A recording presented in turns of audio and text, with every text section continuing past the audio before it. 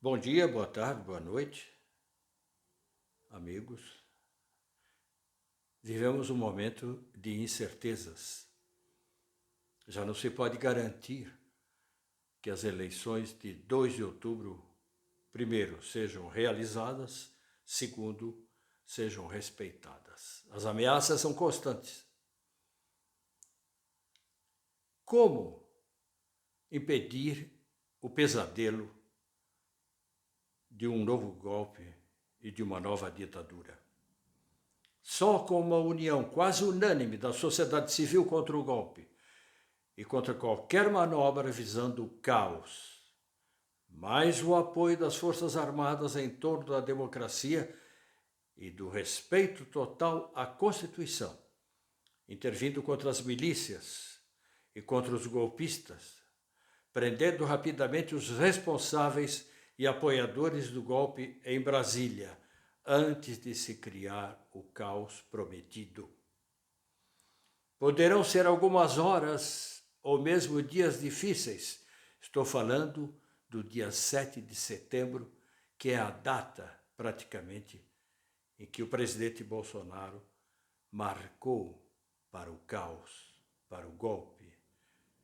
Mas estará salva a democracia desde que o governo provisório legalmente instituído não queira se aproveitar da situação para se manter no poder e confirme a realização das eleições no 2 de outubro e assegure um rápido retorno à normalidade democrática.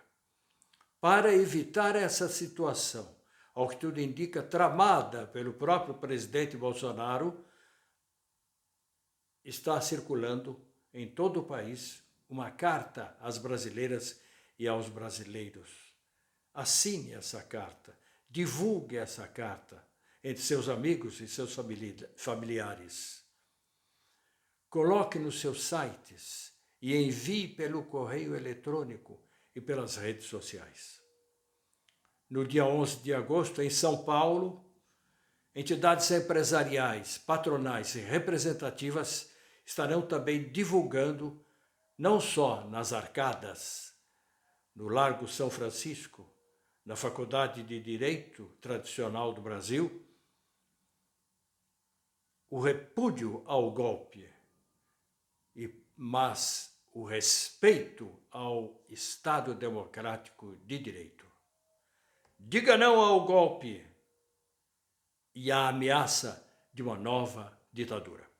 E eu vou passar agora a ler o texto da carta às brasileiras e aos brasileiros em defesa do Estado Democrático de Direito.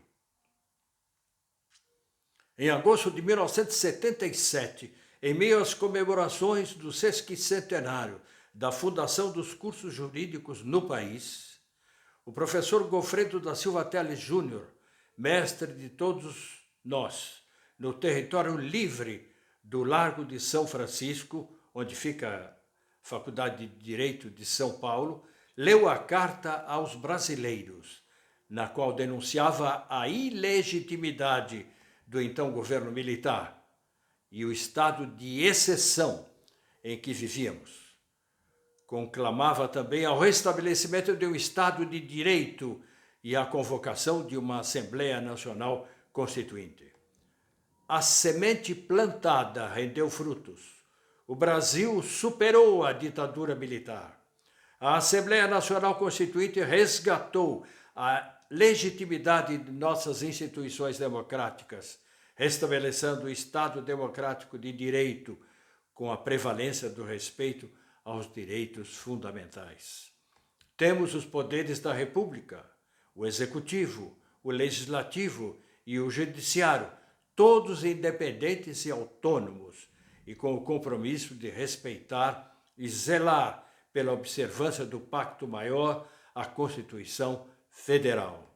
Sob o manto da Constituição Federal de 1988, prestes a completar o seu 34º aniversário, passamos por eleições livres e periódicas, nas quais o debate político sobre os projetos para o país sempre foi democrático, cabendo a decisão final à soberania popular. A lição do professor Goffredo está estampada em nossa Constituição. Todo poder emana do povo, que o exerce por meio de seus representantes eleitos ou diretamente nos termos dessa Constituição. Nossas eleições, com o processo eletrônico de apuração, têm servido de exemplo ao mundo. Tivemos várias alternâncias de poder com respeito aos resultados das urnas e transição republicana de governo. As urnas eletrônicas revelaram-se seguras e confiáveis, assim como a Justiça Federal, com a Justiça Eleitoral. As urnas eletrônicas revelaram-se seguras e confiáveis, como a Justiça Eleitoral. Nossa democracia cresceu e amadureceu, mas muito ainda há de ser feito. Vivemos em um país de profundas desigualdades sociais, com carências em serviços públicos essenciais como saúde, educação, habitação e segurança pública. Temos muito a caminhar no desenvolvimento das nossas potencialidades econômicas de forma sustentável.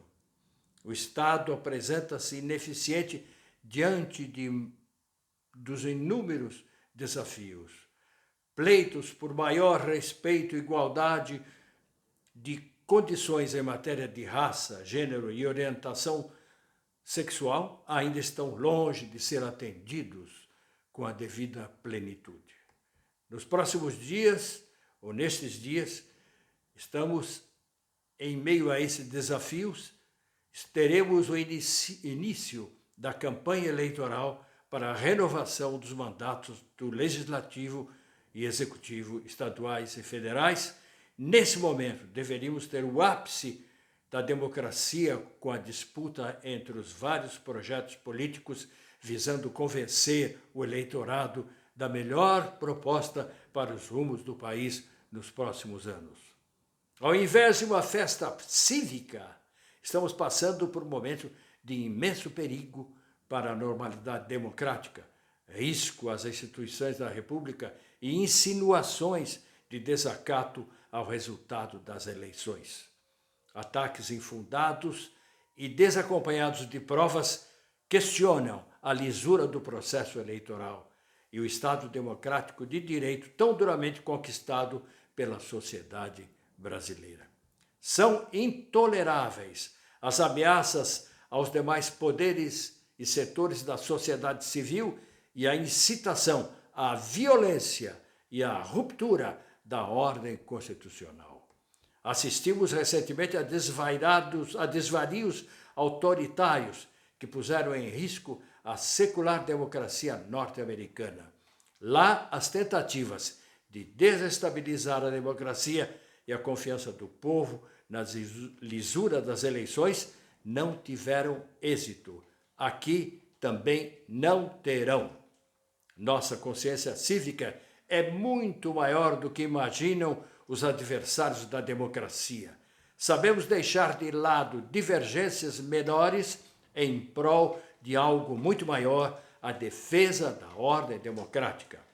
Imbuídos do espírito cívico que lastreou a Carta aos Brasileiros de 1977 e reunidos no mesmo território livre do Lago de São Francisco, independentemente da preferência eleitoral ou partidária de cada um, conclamamos os brasileiros e as brasileiras e os brasileiros a ficarem em alerta na defesa da democracia e do respeito do resultado das eleições. No Brasil atual, não há mais espaço para retrocessos autoritários. Ditadura e tortura pertencem ao passado. A solução dos imensos desafios da sociedade brasileira passa necessariamente pelo respeito ao resultado das eleições. Em vigília cívica contra as atividades de rupturas, bradamos de forma uníssona: Estado democrático de direito sempre. leitura da Carta às Brasileiras e aos Brasileiros. Um abraço, Rui Martins, diretamente da Suíça.